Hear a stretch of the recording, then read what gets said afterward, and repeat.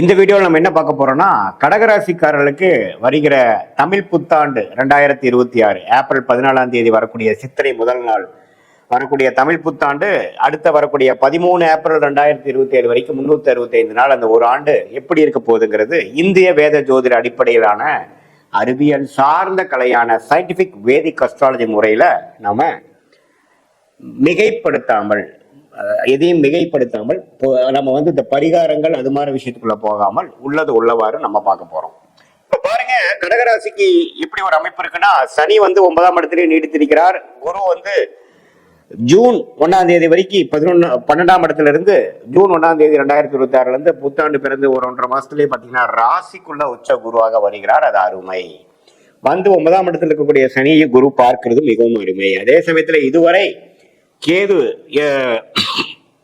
2ஆம் இடத்திலும் ராகு 8ஆம் இடத்திலும் இருந்து பல பிரச்சனைகளும்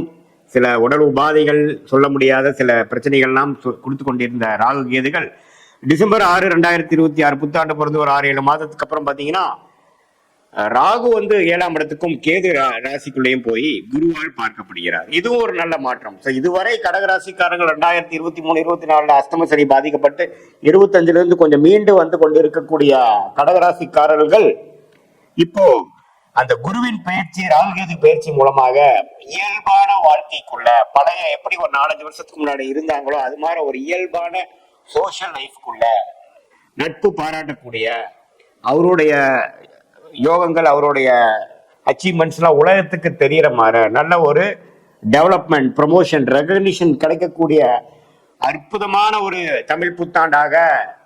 முதல் ஜூன் மாதத்திலிருந்தும் அடுத்து வரக்கூடிய டிசம்பர் மாதத்திலிருந்தும் நல்ல மாற்றங்களை கொடுக்கக்கூடிய அமைப்பு கடகராசிக்காரர்களுக்கு 2026 தமிழ் புத்தாண்டுல வருதுங்கிறது நம்ம தெரிஞ்சுக்கணும். முதல் உடல் உபாதைகளால் அஃபெக்ட் ஆகிட்டு இருந்தவங்க, அதாவது சீனியர் சிட்டிசன்ஸ் அதிகமாக சொல்லணும். எங்கப்பா நமக்கு வயிறு பிரச்சனை, எலும்பு பிரச்சனை, ஆர்த்தோ, கேஸ்ட்ரிக்கு, டயபெட்டிஸு, சர்ஜரி, எல்லா பிரச்சனைகளாலும் கடகராசிக்காரர்கள் சீனியர்ஸ், கொஞ்சம் வயசானவங்க, முதியோர்கள்லாம் அஃபெக்ட் ஆனவங்களுக்குலாம் கொஞ்சம் ஓரளவுக்கு இப்போ கொஞ்சம் பரவாயில்ல, என் நோய் இப்போ கொஞ்சம் கண்ட்ரோலுக்கு வருது அப்படிங்கிற அமைப்பை கொடுக்கக்கூடிய ஒரு அமைப்பு கண்டிப்பா கடகராசிக்காரர்களுக்கு இந்த ஜூன்ல இருந்து நீங்க பாக்குறீங்கன்னா, ராசிக்குள்ள குரு வரும்பொழுது பல பிரச்சனைகள் இதுவரை செலவுகளா போயிட்டு இருந்தது, ஹாஸ்பிட்டல் செலவுகளா போய் கொண்டிருந்து எந்த ஒரு நல்ல ட்ரீட்மெண்ட்டும் நமக்கு கிடைக்கலைங்கிற மாதிரி விரயங்கள், அலைச்சல்கள், நோய்வாய்ப்படுதல், தேவையற்ற டிராவலிங் கொடுத்து கொண்டிருந்த குரு இப்ப ராசிக்குள்ள ஜாதகரை வலுப்படுத்துகிறது, தன்மைப்படுத்துகிறது, கிளாரிட்டி கொடுக்குது. அவர்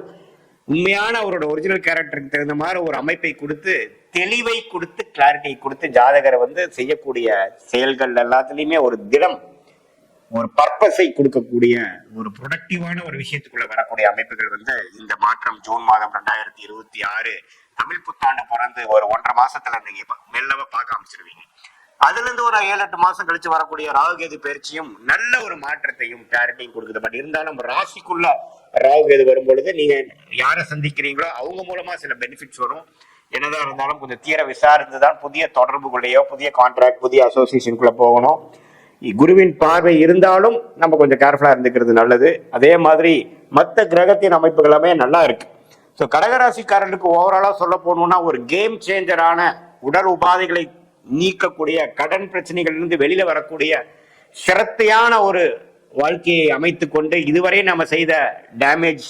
கண்ட்ரோலை செய்து அதிலிருந்து மீண்டு வருவதற்கு என்ன ஒரு காரியங்களோ அதுல திடமா செய்து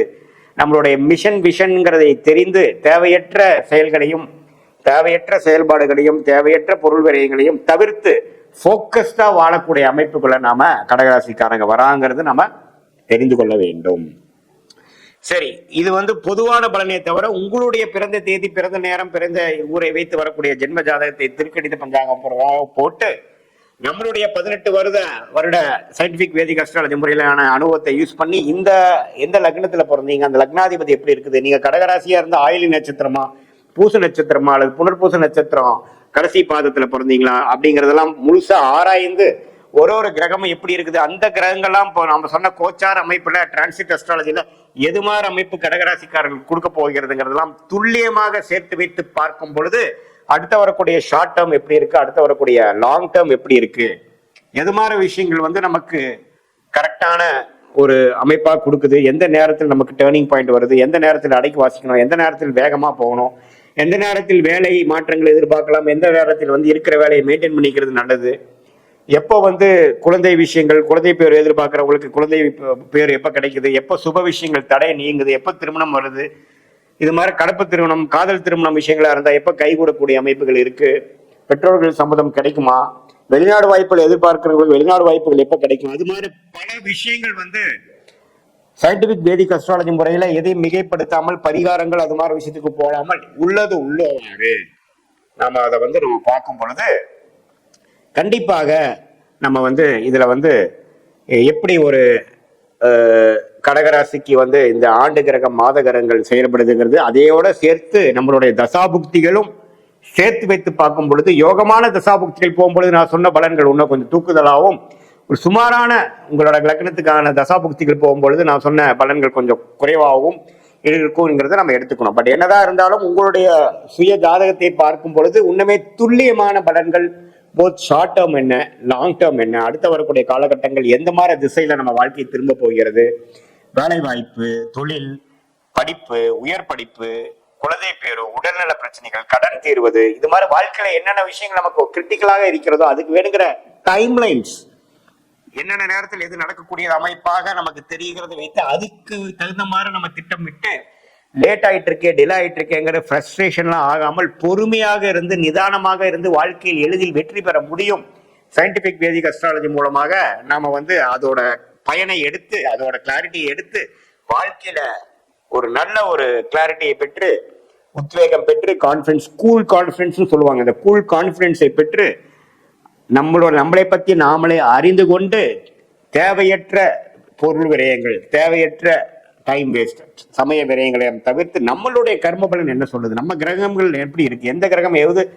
மாறி காமிக்குது, எந்த லைன்ல போனா நம்ம ஜெயிக்கலாம், எந்த லைன்ல போனா நம்ம பிரச்சனை வரும் அப்படிங்கிற விஷயங்கள்லாம் எப்படி ஒரு கூகுள் மேப் ஒரு டிராவலருக்கு போகும் சேரும் இடத்தை காமிக்கிறாரோ அதே மாதிரி நம்ம போய் சேரும் இடத்துக்கு எந்த நேரங்கள் எந்த மாதிரி திசைகள் அப்படிங்கிறத சயின்டிபிக் வேதிக் அஸ்ட்ராலஜி முறையில் எதையுமே நம்ம மிகைப்படுத்தாமல் பரிகாரங்கள் அது மாதிரி மூட நம்பிக்கையில போகாமல் நம்மளுடைய 18 வருஷ அனுபவத்தை யூஸ் பண்ணி ஒரு லக்னத்துக்கும் ஒரு ராசிக்கும் எது மாதிரி அமைப்புகள் இருக்கு, 27 நட்சத்திரத்தில் 9 கிரகங்கள் 12 கட்டத்தில் எப்படி படர்ந்து இருக்கிறது, கோச்சாரத்திலும் உங்களுடைய சுய ஜாதகத்திலும் எப்படி இருக்குதுங்கிறதெல்லாம் தீர ஆராய்ந்து அதற்கு தகுந்த மாதிரி ஜோதிட ஆலோசனை பெற்று நீங்கள் வாழ்க்கையில் ஒரு திட்டத்துகளையும் ஒரு செயல்பாடுகளையும் நீங்க திட்டம் போட்டு செய்தீங்கன்னாலும் கண்டிப்பாக வாழ்க்கையில் எளிதில் வெற்றி பெற முடியும் என்று சொல்ல விரும்புகிறேன். மீண்டும் மற்றொரு காணொளியில் சந்திப்போம். நன்றி, வணக்கம்.